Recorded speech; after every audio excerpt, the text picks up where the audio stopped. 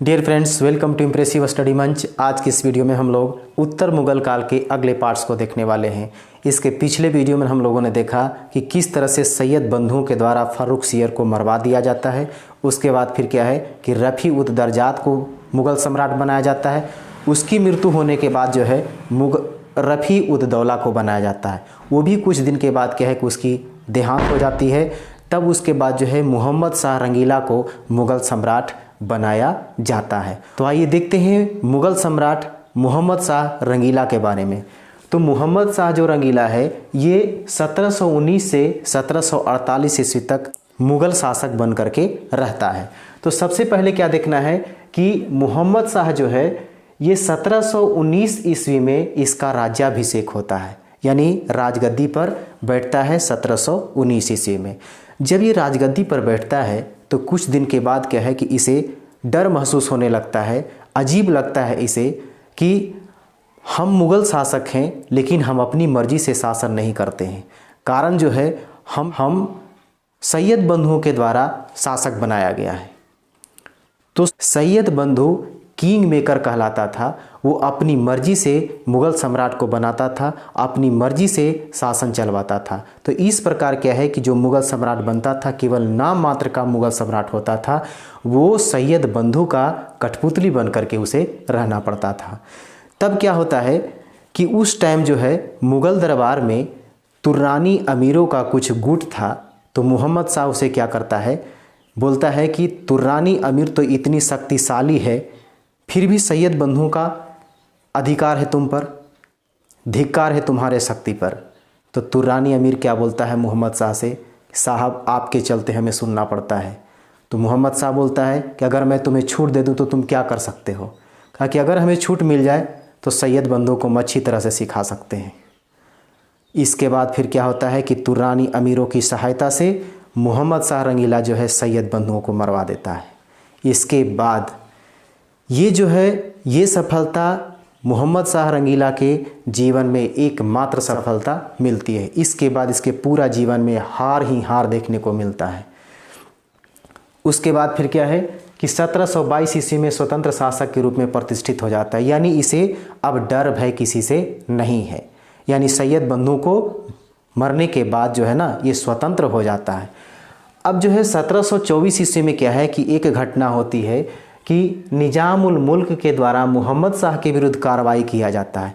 कहने का मतलब ये है कि निजामुल मुल्क जो था उस टाइम दक्कन का सूबेदार था और मोहम्मद शाह रंगीला का कहना था कि तुम दक्कन का सूबेदार जो हो ना, इसे इस जगह को तुम छोड़ दो और तुम अवध का सूबेदार बन जाओ। तो इस बात से क्या है कि निजामुल मुल्क जो है मोहम्मद शाह के बात को इनकार कर देता है। इनकार करने के बाद मोहम्मद शाह और निजामुल मुल्क के सेनाओं के बीच जो है ना वो युद्ध छिड़ जाता है। इसके बाद होता है क्या कि 1726 ईस्वी में मुग़ल सम्राट की सेना जो है वो निजामुल मुल्क की सेना के द्वारा पराजित हो जाता है। अगला जो है 1736 ईस्वी का बात। 1736 ईस्वी की घटना जो है कि बाजीराव प्रथम की जो सेना है वो दिल्ली पहुंचने वाला है। जब ये कहता है कि पता चलता है मोहम्मद शाह को, तो मोहम्मद शाह जो है अवध के नवाब जो था शहादत अली उस सूचना देता है कि बाजीराव प्रथम को दिल्ली आने से पहले उसे रोक लिया जाए। तो अवध का नवाब शहादत अली जो है अपनी 1 लाख सेना को लेकर के आगरा में इंतज़ार करता रह जाता है और बाजीराव प्रथम जो है उसको धोखा देकर के दिल्ली पहुंच जाता है और दिल्ली को लूट लेता है। इसके बाद जो है 1739 ईस्वी की घटना होती है नादिर शाह का भारत पर आक्रमण। 1739 ईस्वी में नादिर शाह भारत आता है। ये मोहम्मद शाह के कुछ सहयोगियों के द्वारा नादिर शाह को भारत बुलाया जाता है। नादिर शाह ईरान से आता है। जब ईरान से अफ़गानिस्तान पहुंचता है तो मोहम्मद शाह को किसी के द्वारा सूचना मिलती है कि नादिर शाह दिल्ली पर आक्रमण करने वाला है, वो अफ़गानिस्तान पहुंच गया है। तो मोहम्मद शाह क्या है निश्चिंत रहता है, बोलता है कि अभी तो दिल्ली काफ़ी दूर है। उसके बाद पाकिस्तान पहुँचता है, फिर भी सूचना मिलती है। पंजाब पहुँचता है, फिर भी सूचना मिलती है। मोहम्मद शाह बोलता है अभी तो दिल्ली दूर है। जब हरियाणा पहुंचता है तो मोहम्मद शाह को नींद खुलता है कि अरे बाप, ये तो दिल्ली पहुंचने वाला है। ये दक्ष शासक भी नहीं है, कुशल शासक भी नहीं है। ये अपनी सेना लेकर के करनाल पहुंचता है, यानी हरियाणा में करनाल में पहुंचता है। वहाँ क्या होता है कि नादिर शाह की सेना के साथ मोहम्मद शाह की सेना के साथ भयंकर युद्ध होता है। उस युद्ध में जो है ये मोहम्मद शाह जो है बुरी तरह पराजित हो जाता है और नादिर शाह के द्वारा क्या किया जाता है कि इसे पकड़ करके, यानी मोहम्मद शाह को साथ लेकर के नादिर शाह दिल्ली पहुंचता है और दिल्ली में अपने आप को सुल्तान घोषित कर देता है। कुछ दिनों के बाद जो है ये दिल्ली में अफवाह फैल जाता है कि दिल्ली के शासक यानी मुग़ल शासक जो मोहम्मद शाह है उसके द्वारा नादिर शाह को दिल्ली के लाल किले में कत्ल कर दिया गया है। तो ये दिल्ली में जितने भी जनता था सभी लोग में खुशियों की लहर दौड़ जाती है और सोचता है क्या, सब लोग एक निर्णय लेता है कि जब नादिर शाह मर गया तो इसके ईरानी जो सेना है उसको भी मार दिया जाए। तो पूरे दिल्ली वासी मुग़ल सम्राट के सेना क्या करता है कि ईरानी सैनिकों को मारना शुरू करता है। जब ये सूचना नादिर शाह को जब मिलती है तो नादिर शाह क्रोधित होकर के गुस्से में लाल अब क्या करता है वो कि दिल्ली का जो जामा मस्जिद है उस पर चढ़ करके क्या करता है कि अपनी चमकती तलवार को हवा में लहराने लगता है और हुक्म दे देता है, आदेश दे देता है अपनी सेनाओं को कि दिल्ली को जितना चाहो लूट लो, जब तक मेरा तलवार म्यान में नहीं आ जाता तब तक तुम दिल्ली को लूटते रहो। पुरुषों को जान मार दो, पुरुषों को कत्ल कर दो, बच्चों को कत्ल कर दो और महिलाओं को बलात्कार करो। इतना ही नहीं, जितना चाहो दिल्ली को उतना लूट सकते हो।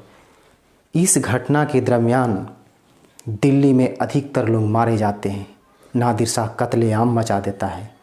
तब अंत में क्या होता है कि जो दिल्ली का काजी होता है वो क्या करता है कि नादिर शाह के सामने अपना जो है ना घुटने बल माथा टेक देता है, बोलता है कि नादिर साहब बस करो, अब दिल्ली में कोई बचने वाला नहीं है, अपना हुक्म अपना आदेश को वापस ले लो। तब नादिर शाह क्या करता है, अपना आदेश को वापस लेता है। इस घटना के दरमियान दिल्ली में सारी जगहों से जो खजाना था उसे नादिर शाह ने लुटवा लिया। यहाँ तक कि दिल्ली के जो लाल किला में जो चीज़ था उसे सब कुछ लूट लिया। मयूर सिंहासन को मुग़ल सम्राट से छीन लिया। कोहिनूर हीरा ले लिया। कोहिनूर हीरा के बारे में इसकी जो सूचना मिलती है वो एक बेस्या से मिलता है। कारण ये है कि भारत में नादिर शाह जो है वो 56 से 57 दिनों तक यहाँ रहता है, कत्लेआम मचा देता है। तो उस समय अंतराल में एक बेस्या के पास वो जाने लगता है। वहाँ जाता है तो प्रतिदिन क्या करता है कि कितने चीज़ लूटा वो बेस्या को बताते कि आज हमने इतने खजाने लूट लिया, इतने पैसे लूट लिया। तो उस बेस्या क्या करती है, उस बात के अंतराल में एक सूचना दे देती है कि तुमने क्या लूटा। हमारे मुग़ल सम्राट के पास है एक ऐसा रत्न है जिसका कीमत जो है ना, जितना खजाना लूटे हो उसके कीमत के अनुसार वो तुम्हारे पास खजाना नहीं है। वो एक कीमती रत्न है, अगर उसे ले लेते हो तो तुम माला माल हो जाओगे। अब क्या बोलता है कि वो खजाना हमने तो पूरा दिल्ली में लूट लिया, दिल्ली को लूट लिया, लाल किला में देख लिया, लाल किला से सभी चीज़ें ले लिया, आखिर वो हीरा वो जो रत्न है वो कहाँ है। तो बेस्या क्या करती है, वो बता देती है। ये नादिर साहब पूछता है कि तुम्हें कैसे पता है कि वो हीरा कहाँ रखता है। तो बोला कि वो जो मुग़ल सम्राट है तुमसे पहले वो मुग़ल सम्राट मेरे पास आया करता था, हमें सब कुछ पता है कि वो हीरा कहाँ है। वो हीरा जो है ना वो हमारे मुग़ल सम्राट जो मोहम्मद शाह है उनके पगड़ी में हुआ है। अब नादिर शाह बोलता है ऐसी बात है तब तो हमें प्राप्त कर लेना चाहिए। क्या करता है, जब ये भारत से जब जाने लगता है वापस तो मोहम्मद शाह को बोलता है कि देखो भाई, मैं अब यहाँ से वापस जा रहा हूँ, तुम्हारे पास जो सैनिक है और मंत्री जो है ना वो कमज़ोर है, बुद्धिहीन है। यानी अच्छा शासक होने के लिए तुम्हारे पास काबिल बुद्धिमान मंत्री भी होना चाहिए। वैसे मंत्री होने के कारण, कमज़ोर बुद्धिहीन मंत्री होने के कारण ही तुम्हारी हार हुई है। अब मैं यहाँ से वापस जा रहा हूँ और ईरान का मेरा एक नियम है कि जब कोई दो भाई आपस में मिलता है तो अपनी पगड़ी को आदान प्रदान कर लेता है। आज से तुम मेरा भाई हो, तुम मुझसे गले मिलो और अपनी पगड़ी को आदान प्रदान कर लो। इतने में क्या होता है कि नादिर शाह जो है मोहम्मद शाह का पगड़ी ले लेता है और मोहम्मद शाह नादिर शाह का पगड़ी ले लेता है। नादिर शाह समझता है कि ये तो बहुत ख़तरनाक है, कुछ बोलता नहीं, चुपचाप अपनी पगड़ी को देता है जिसमें कोहिनूर हीरा था। तो इस तरह से जो है वो मयूर सिंहासन को अपने साथ ले गया और कोहिनूर हीरा को भी अपने साथ ले गया। तो मयूर सिंहासन जो है वो शाहजहाँ बनवाता है, जो किसके शासनकाल में वो नादिर शाह लेकर के चला जाता है, मोहम्मद शाह से छीन करके चला जाता है। तो इस तरह 1739 ईस्वी में नादिर शाह का जो आक्रमण हुआ था, यानी करनाल का युद्ध के नाम से भी इसे जाना जाता है। तो अगर इससे क्वेश्चन आएगा कि दिल्ली का जो तख्ते ताउज था, मयूर सिंहासन था, उसे लूटने वाला कौन था, तो नादिर शाह। किसके शासन में वो मयूर सिंहासन जो है वो नादिर शाह लेकर के चला जाता है, तो मुहम्मद शाह। अब है कि मयूर सिंहासन पर बैठने वाला जो अंतिम मुगल शासक था वो कौन था, तो वो कौन था, मुहम्मद शाह। इसे रंगीला के नाम से भी जाना जाता है क्योंकि ये बड़ा अलग शौकीन व्यक्ति था। कारण क्या था कि नाच गाने में और शेर व शायरी में इसे मन लगता था। इतना ही नहीं, कुछ ऐसे अन्य कार्य भी करता था जिसके कारण जो है इसे रंगीला बादशाह भी कहा गया है। इसके बाद फिर क्या है कि 1748 ईस्वी में जब मुहम्मद शाह की मृत्यु हो जाती है, तब इसके बाद क्या है कि मुहम्मद शाह का जो पुत्र होता है अहमद शाह बहादुर, ठीक है ना, अहमद शाह ये बादशाह कहलाता है, मुग़ल बादशाह है अहमद शाह, ये इसका पुत्र होता है, ये ही राजगद्दी पर बैठता है। यानी अब इसका शासनकाल कब से कब तक चलता है, तो 1748 से 1754 तक। ये जो है मुहम्मद शाह का पुत्र होता है, पिता की मृत्यु के बाद 1748 ईस्वी में मुग़ल सम्राट बनता है। इसके शासनकाल में क्या है, इसके शासनकाल में ईरान के जो अहमद शाह अब्दाली है उसका पहला आक्रमण होता है। ये ईरान के कौन था, नादिर शाह। तो नादिर शाह को वापस जाने के बाद जो है ना, अहमद शाह अब्दाली किसके शासनकाल में आता है, तो अहमद शाह के शासनकाल में आता है, वो पहली बार आता है। ऐसे तो अहमद शाह अब्दाली जो है वो भारत पर 7 बार आक्रमण करता है। कितना बार करता है, तो 7 बार आक्रमण किया है अहमद शाह अब्दाली। अब ये सब जो है इन शासकों से बहुत कम क्वेश्चन होते हैं, खास करके जो है इसके बाद जो है अहमद शाह के बाद आलमगीर द्वितीय बनता है। आलमगीर प्रथम जो है औरंगजेब का नाम था और ये आलमगीर द्वितीय है। इसका शासनकाल कब से कब तक, तो 1754 से 1757 ईस्वी तक चलता है।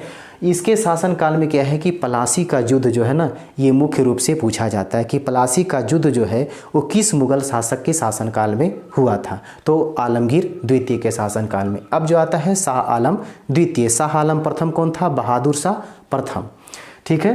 तो इसके शासनकाल में क्या होता है, इसके शासनकाल में 3 घटना होती है। पहला जो है तृतीय पानीपत का युद्ध, दूसरा जो है वो बक्सर का युद्ध 1764 ईस्वी में, फिर क्या है कि 1765 में इलाहाबाद की संधि होती है। इसके बाद है कि अकबर द्वितीय, ये इसका शासनकाल कब से कब तक चलता है, 1806 ईस्वी से 1837 ईस्वी तक। इसके शासनकाल में क्या क्या होता है, तो अकबर द्वितीय के शासनकाल में मुग़ल साम्राज्य का जो स्थिति है वो बिल्कुल ख़राब हो जाती है। तो ये गड़बड़ स्थिति होने के कारण, स्थिति दयनीय होने के कारण क्या है कि ये अपनी स्थिति से संबंधित ये सूचना को क्या करता है कि राजा राम मोहन राय के द्वारा ब्रिटेन भेजा जाता है महारानी के पास।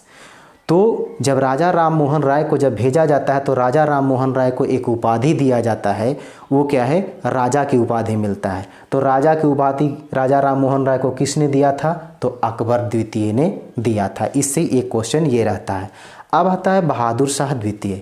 तो बहादुर शाह द्वितीय यानी बहादुर शाह जफर, ठीक है। इसका शासनकाल 1837 ईस्वी से 1857 ईस्वी तक होता है और इसी के शासनकाल में सैनिक विद्रोह होता है, यानी सिपाही विद्रोह। 1857 ईस्वी का विद्रोह बहादुर शाह द्वितीय यानी बहादुर शाह जफर के शासनकाल में होता है। कारण क्या है, बहादुर शाह द्वितीय जो है ना, अंग्रेज़ों की जो सेना थी उससे क्या करता है, जब युद्ध होता है अंग्रेज़ों के साथ, जब युद्ध होता है तो ये पराजित हो जाता है। और पराजित होने के बाद क्या है कि इसको अंग्रेज़ों ने क्या करता है, बहादुर शाह जफर को रंगून भेज देता है, जहाँ 1862 ईस्वी में बहादुर शाह जो द्वितीय है यानी बहादुर शाह जफर का मृत्यु हो जाता है। इसके बाद अब जो है मुग़ल शासक बनने वाला कोई नहीं है, यानी अंततः जो है वो मुग़ल साम्राज्य का पतन हो जाता है। अब यहाँ पर जो है ना, इसके शासनकाल के बाद जो है वो अंग्रेज़ों का शासनकाल आता है। इसके बाद जो है आधुनिक भारत का जो अगला चैप्टर है उसे हम अगले वीडियो में लेकर के आएंगे। अगर ये वीडियो आपको अच्छा लगा तो इसे लाइक करें, शेयर करें और कमेंट करके ज़रूर बताएं। चैनल पर यदि आप नए हैं तो इसे सब्सक्राइब करना ना भूलें और हाँ, नोटिफिकेशन का जो बेल आइकन है उसे ज़रूर दबाएं ताकि जो भी वीडियो इस तरह का अपलोड हो आपके पास बहुत जल्द पहुंच सके। फिर मिलते हैं हम अगला टॉपिक लेकर के अगले वीडियो में।